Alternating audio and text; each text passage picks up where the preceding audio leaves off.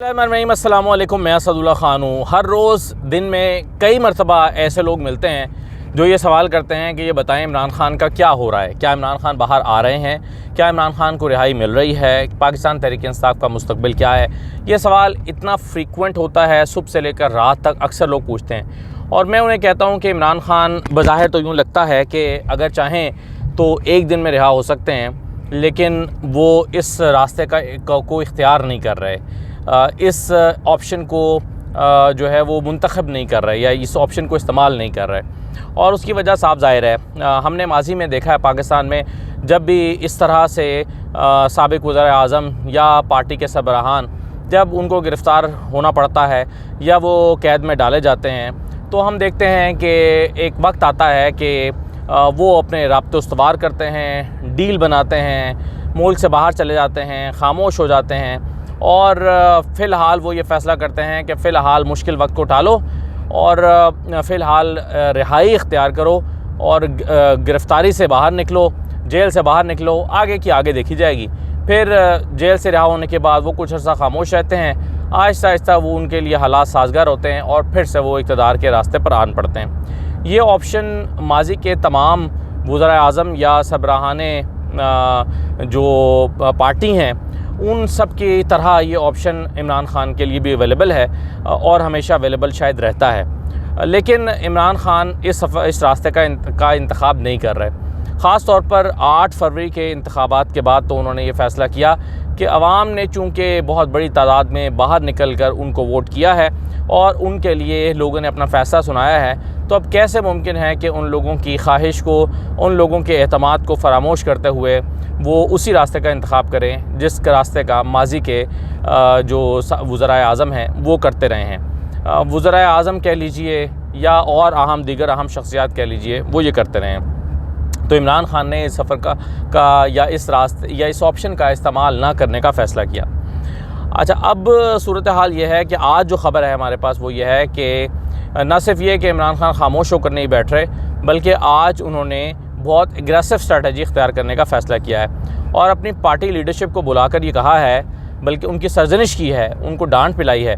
और उन्हें कहा है कि ऐसे अवाम का दिया हुआ मैंडेट वापस हासिल करना है। जो अवाम ने मैंडेट दिया और वो छिन गया, क्या ऐसे हासिल किया जा सकता है जैसे तुम लोग कर रहे हो? ऐसे नहीं हो सकता। और इमरान ख़ान ने उन्हें कहा है कि तैयारी करो, मैं जल्द कॉल देने वाला हूँ और बड़ी तहरीक का आगाज़ करना है। और इमरान ख़ान ने अपनी पार्टी लीडरशिप को ये कहा है कि अपने कारकुनों को जाकर तैयार करें और जितनी मेहनत पिछले 2 साल में, 1.5 साल में की है, उससे ज़्यादा मेहनत करने का वक्त आ गया है। और इमरान ख़ान ने उन्हें ये पैगाम दिया है कि तैयार रहें, किसी भी वक्त बड़ी कॉल दी जा सकती है।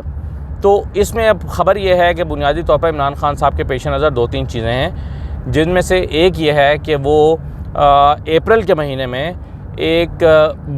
बड़े लॉन्ग मार्च की कॉल दे सकते हैं। अप्रैल के लिए कॉल दे सकते हैं, यानी ईद के फ़ौरन बाद की कॉल दे सकते हैं, या ईद के बाद अनाउंस कर सकते हैं कि वो कब की कॉल दे रहे हैं। यानी हो सकता है कि वो अप्रैल की कॉल दे दें और हो सकता है कि अप्रैल में मई की कॉल दे दें और कहें कि मई में हम निकल रहे हैं। और आप जानते हैं कि मई वो महीना है जिसमें पहले भी एक मरतबा उन्होंने लॉन्ग मार्च की कॉल दी थी 25 मई को, और वो निकले भी थे, उनके कारकुनान भी निकले थे। लेकिन उस वक्त हमने जुल्म व जबर का राना सनाउल्लाह साहब, बल्कि हकीम राना सनाउल्लाह साहब की क़यादत में वो अवाम के घरों में जुल्म व जबर का वो बाज़ार गर्म होते देखा था जिसकी माजी में कोई मिसाल नहीं मिलती। सियासी कारकुनों के घरों पर छापे, चादर चारदीवारी के तकद्दुस की पामाली और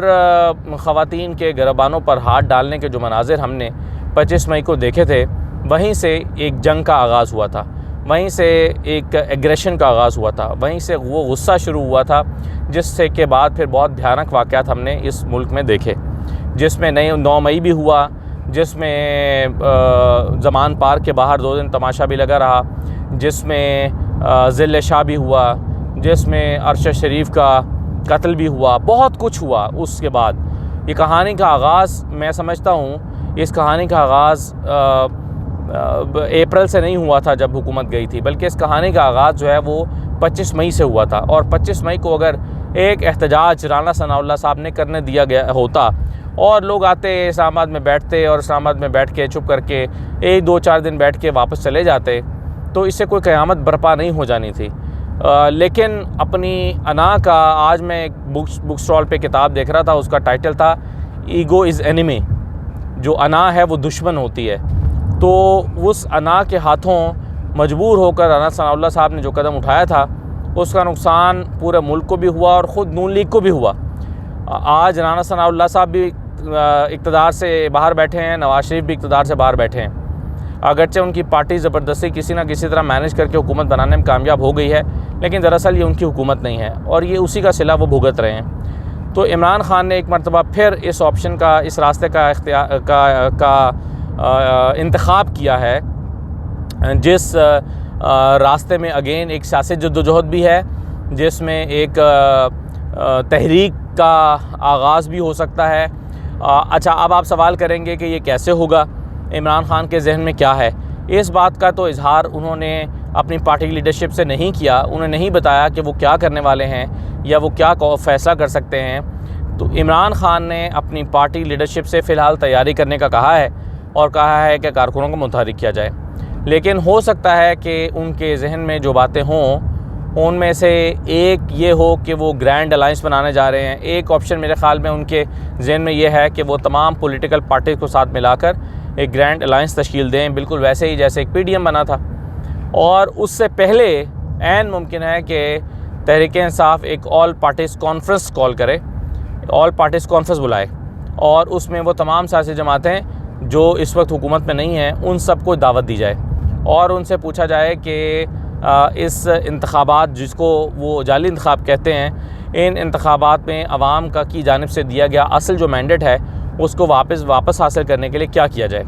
और हो सकता है कि तहरीक इंसाफ के प्लेटफॉर्म से ही एक ऐसी तहरीक का ऐलान किया जाए जिसमें बाकी सियासी जमातें भी किसी न किसी तरह से शिरकत करें। और अगर ऑल पार्टीज़ कॉन्फ्रेंस किसी प्लेटफॉर्म को बनाने में या उस पर इत्तफाक कर लेती है कि ठीक है, हम एक मिलकर एक ऐसा अलायंस बनाते हैं जो मुश्तरका जद्दोजहद करे, तो हो सकता है कि उसी प्लेटफॉर्म से फिर इस जद्दोजहद का आगाज़ हो जाए और ऐन मुमकिन है कि तहरीक इंसाफ अकेली भी इस रास्ते पर निकल पड़े और ऐन मुमकिन है कि बाकी सियासी जमातें भी आएँ, लेकिन लीड रोल जो है वो तहरीक इंसाफ का ही हो। तो बुनियादी इसमें बात यह है कि तहरीक इंसाफ को, यानी लीडरशिप को, इमरान खान ने मुतहरिक होने, तैयारी रखने और सड़कों पर आने के लिए तैयार रहने का कह दिया है और इस बात पर सरजनिश की है कि आप नॉन इश्यूज़ में पड़े हुए हैं, आपस के लड़ाइयों में, पॉइंट स्कोरिंग में पड़े हुए हैं, ये सिलसिला बंद होना चाहिए और इसके लिए असल बात पर फोकस करना चाहिए। और वो असल बात यह है कि आवाम की जानिब से 8 फरवरी को दिया गया जो मैंडेट है उसको छीन लिया गया है और उसको वापस हासिल करने के लिए जद्दोजहद करना पड़ेगी। और ये इतना आराम से, इस अंदाज़ में, प्यार मोहब्बत के साथ जिस तरह आप कर रहे हैं, ऐसे मैंडेट वापस नहीं मिल सकेगा। तो इमरान खान का कहने का मतलब ये था कि एक एग्रेसिव स्ट्रेटजी बनाना होगी और उस एग्रेसिव स्ट्रेटजी से ही अपने मकासद हासिल किए जा सकते हैं। इसके अलावा तहरीक इंसाफ ये भी फ़ैसला कर रही है और इमरान खान ने इस बात का भी कहा है कि ओवरसीज़ पाकिस्तानियों को मुतहरिक किया जाए और दुनिया भर में अपना एहतजाज जो है, दुनिया भर में एहतजाज को लॉन्च करने की तैयारी शुरू की जाए। तो इससे, इन बातों से अंदाज़ा होता है, जो इमरान खान ने अपनी लीडरशिप से बातें की हैं, इससे अंदाज़ा होता है कि वो न सिर्फ पाकिस्तान में बल्कि बैरून मुल्क भी वो अपना एहतजाज शुरू करने का इरादा रखते हैं। यानी एक तरफ वो चाहते हैं कि दुनिया भर में ओवरसीज़ पाकिस्तानी जहाँ जहाँ पर हैं वो पुरअमन एहतजाज करें और इसी तरह से पाकिस्तान में जो पाकिस्तानी हैं वो भी अपना पुरअमन एहतजाज करें। तो ये हिकमत अमली तहरीक इंसाफ की तरफ से बनाई जा रही है। और आपने देखा कि असद कैसर साहब भी बार बार कह रहे हैं कि मुफाहमत कोई रास्ता नहीं है, मुज़ाहमत ही करनी पड़ेगी, बिलखुसूस मखसूस नशस्तें ना मिलने और बिलखुसूस ये जो रीकाउंटिंग के नतीजे में तहरीक इंसाफ की जो सीटें छीनने का मामला है, इसके नतीजे में हम देख रहे हैं कि पाकिस्तान तहरीक इंसाफ के अंदर एक एग्रेशन और बढ़ा है और ये हो सकता है कि इन्हीं चीज़ों से तहरीक इंसाफ को प्रोवोक किया जा रहा हो। रिकाउंटिंग के ज़रिए से सीटें छीनने और मखसूस नशस्तें न देने के अमल ने भी तहरीक इंसाफ को प्रोवोक किया है और उसके नतीजे में भी शायद ये जो तहरीक है इसको तहरीक इंसाफ अपने लिए एक जवाज़ फ़राहम कर रही है कि देखें हम तो फिर भी पार्लियामेंट में आके बैठे थे, हमने कदम उठाया था, लेकिन इसके